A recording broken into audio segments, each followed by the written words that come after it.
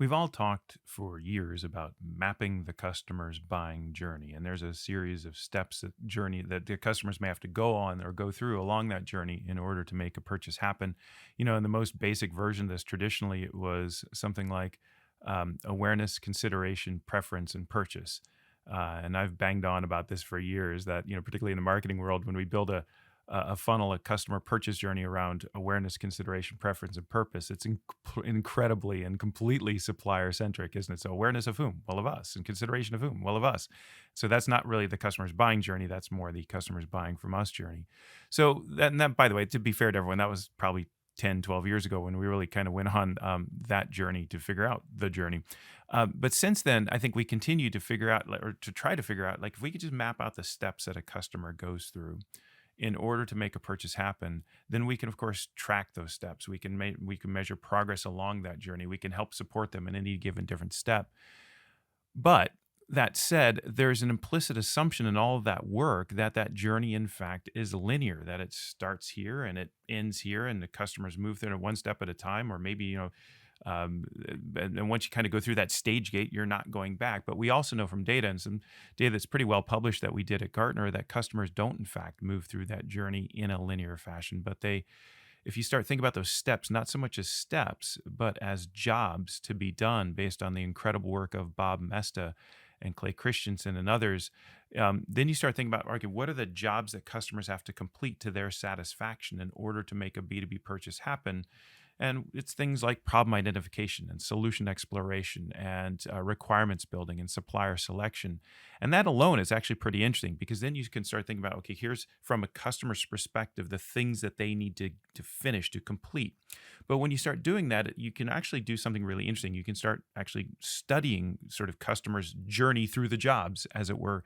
And one of the things we did a number of years ago at CEB that became incredibly interesting is we simply asked thousands of B2B buyers, to what degree do you find yourself going back and revisiting any one of those jobs as part of the purchase process? Maybe you identify a problem, and in the process of exploring solutions, it leads you back to rethink about the problem and maybe prioritize it differently, define it a little differently.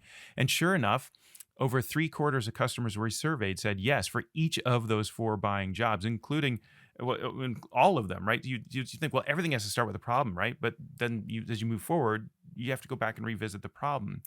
And so we call this looping, that customers don't move linearly through a purchase journey, but they loop their way through a purchase journey.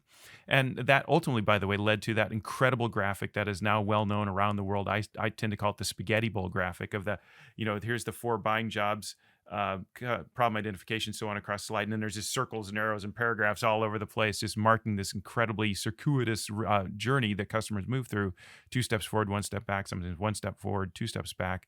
And that is all true. However, even then, I think with that spaghetti bowl graphic, there's this tendency to think that while it may be circuitous, customers still are moving in a linear fashion. And that is true to some degree, because time does flow in a linear fashion. At least our human perception of time flows in a linear fashion, such as we know it right now.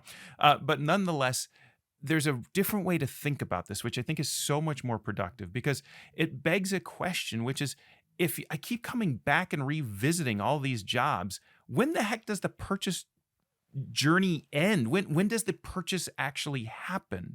And the purchase happens when customers feel sufficiently satisfied that they've completed that each of those jobs has reached a completion threshold simultaneously. Have we done enough in terms of identifying a problem? Have we done enough in terms of exploring the solution, and so on? It's kind of like launching a nuclear missile, right? It's like all the keys have to turn at once. And that actually is kind of what's happening in a B2B purchase, believe it or not, strange metaphor, which is if you think about a purchase, not so much as progression, but think of a purchase as completion.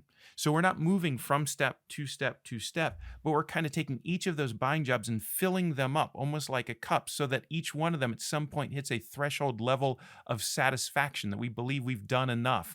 And again, I've talked in previous videos about how that's not something that customers know, but that's something that customers feel. That raises this really interesting question around, to what degree are we measuring progression versus to what degree are we, and maybe should we, be measuring completion. And it is such an interesting sort of thought exercise. And ultimately, I'm hoping a practical exercise for all of us to begin to think about customer buying journeys, not so much in terms of progression, but in terms of completion, that will allow us to better approximate what's actually really happening inside the customer buying journey, inside that dynamic, that allows us to better predict when a purchase may happen and at what point that may happen and when it's probably never going to happen. And so this is a really interesting thing to think about is progression versus completion, and begin to think about not so much steps through a process, but filling up jobs, as it completing jobs, as it were. Again, huge head nod and a bit of a hat tip, chapeau, to Bob Mesta and all the work that he's done on Jobs to Be Done, which is incredible work.